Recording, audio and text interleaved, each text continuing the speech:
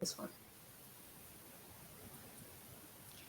Hello, good morning. How are you today, Maria? I'm great. I'm great. Let me get us on the screen. Thank you. Hi. How are Hi. you this morning? Wonderful. How are you? I'm great. I'm What are you great. drinking? Are you a coffee drinker or a tea drinker? Oh no, I have to have coffee first thing in the morning. I mean, Mm. I like to have a little water, and when I first get up, but and then I have I have very diluted coffee. I can't have it too strong, so it's coffee. Coffee. Yeah, I'm a tea drinker. Black tea in the well, with with milk for sure. Oh. Uh, Tea is my go-to in the morning. So I'm so glad that we're meeting today because there's this thing that came up over the weekend that I wanted to discuss with you. Um, I was at a meeting and the topic of belief came up, Okay. and folks were expressing their inability or their lack of belief that what they desired, what they wanted to create, was actually possible for them. And this is a group where we're a group of equals, right? I'm Okay. not in a I'm not in a coaching role in this group at all. Okay. And when it came my time to speak, I shared that I strongly believe that our beliefs are a determining factor for whether or not we can actually create what it is that we want, that we can do what it is that we want. That if you don't believe that what you're going after, what you're wanting to accomplish or create is possible for you, then you're basically operating with one hand behind your back because our beliefs are drivers of our behavior. And so without a belief that you can, accomplish what you want to accomplish or create what you want to achieve the goal Right. that you have your mindset on, then you're hampered. You're hampered. You have to believe, and you have to find a way to believe that what you want is actually possible. Now, for me, this my whole journey into belief was by way of worthiness and value. I Mhm. struggled with my worthiness, with my value, with my belief in myself. I had a really strong I can't. And, I was always starting from, this is not possible for me, and it's debilitating. It Yeah. really is debilitating. And so like I've overcome those challenges and that's part of what I help my clients with, the building back self-belief. But I strongly believe in the importance of really believing that what you want is possible, that what you want to create is possible because it's a driver of behavior. Your Right. thoughts? I agree totally with that. I think that a lot of times we believe certain things and we take the belief as that is something that is not malleable. We think, oh, I believe this, and then from there we set the course. And the truth is that the belief is something that can be changed. It doesn't have to start from that belief. It's like yeah, you're right. If you believe this, you can't get there from here, from that belief. It's not possible. You're absolutely right about that. However, the belief can be changed. We don't. The belief is not something that oh, it's like people change their religious beliefs, right? People change their beliefs all the time without even sometimes even realizing that it had started as a concrete belief for them. But beliefs are not concrete. You can change what you believe, and you should be open to the possibility that what you believe is not accurate simply because most of our beliefs are based on events that happened when we were young, where we didn't have a lot of a lot of experience, and we didn't have a lot of cognitive abilities. We lacked labels and information and subsets of that, and so it's like, yeah, the genesis is from your belief, but you can question your beliefs to change the course of where you're going, because your belief is something that is made up. It's made up. A belief is not a universal truth, because if you ask, is this true in every circumstance? If the answer is yes, then it's a truth. It's a law. A belief is something that changes throughout the course of the evolution of your life, and also the evolution and course of our societies. I mean, we change what we believe. We used to believe that the world was flat, and now most people, there's definitely a movement for flat world people. I don't know why, but for those of us that believe that the world is round, we are no longer under the influence. Oh, if I get too close to the horizon, I'm going to fall. We don't have that fear. And by saying that, I can say, our beliefs create limitations, and they create fears that in some cases have no validity. And so the best course of action is to say, I want X, and do I believe that's possible? And if I don't believe that's possible, why don't I believe it's possible? Right? So the big question is why? And to accept the fact, listen, your beliefs are not concrete. Even the most sophisticated thinkers still question their beliefs. They still question certain things that we think are truths. Even in physics, the theories that people have, different Newtonian theories, different theories from Einstein, have been turned over. So it's like, look, truth changes depending on circumstances and what time period you're living in, right? Because, during Galileo's time, yeah, we all believed that the world was flat. But most of us don't believe that now. And thank you for really pinpointing the fact that, yes, we can change our beliefs, but we first have to recognize and acknowledge that, oh, I don't have belief in this area. I don't believe that what I'm striving for, what I'm aiming towards, is actually possible.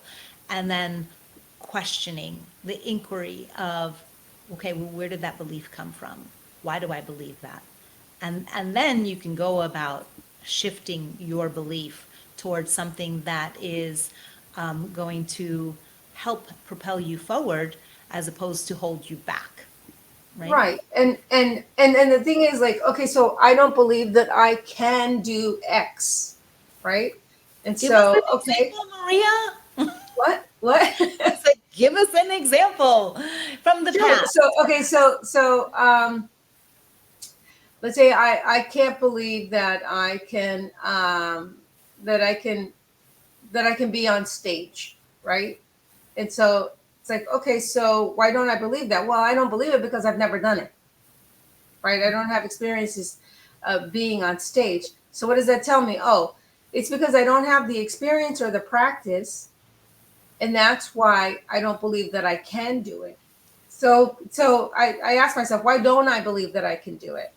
And so the obvious answer is, well, I don't have any experience, right? So then you start looking, oh, okay, so how can I get some experience? Who do I need to talk to about getting that experience? How do I open the doors? What are my options, right?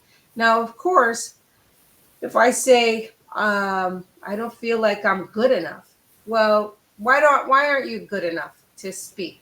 There's so many speakers that that just, I mean, I like watching American Ninja Warrior. It's a fantastic community because they from there you have so many people that become public speakers because they inspire other people to do things because they've seen other people do them.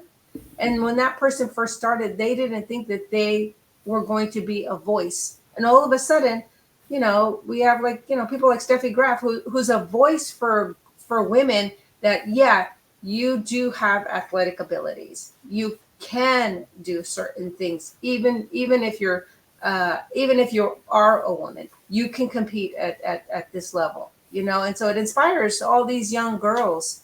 And so I mean, there's a young guy there that is deaf, and he competes. He's an inspiration to all the kids that can't, you know, hear.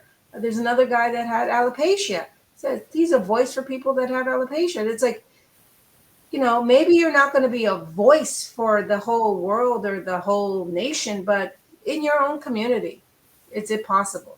Yeah, it's possible. Anything's possible. Anything's possible with belief. You know, will you be the next Tom Cruise? I don't know. Ask Brad Pitt. You know?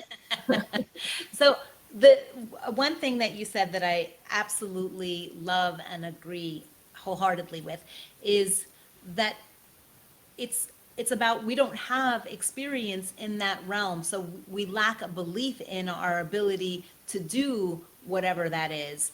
And so what I think we lose sight of is that all of the skills that we currently have today, we're not born with, right? Right. And Right. so, as you know, as children, we're rookies in various realms, right?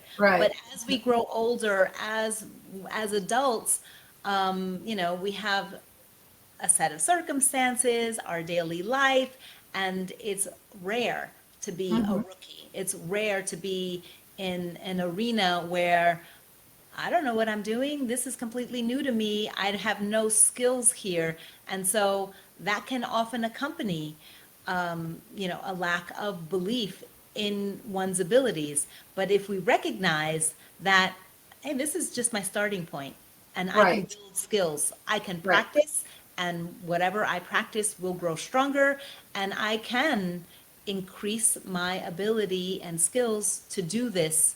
But you have to be willing to go through that rookie stage of falling flat on your face, maybe, or scraping yourself up, or, you know, whatever the case Or may be.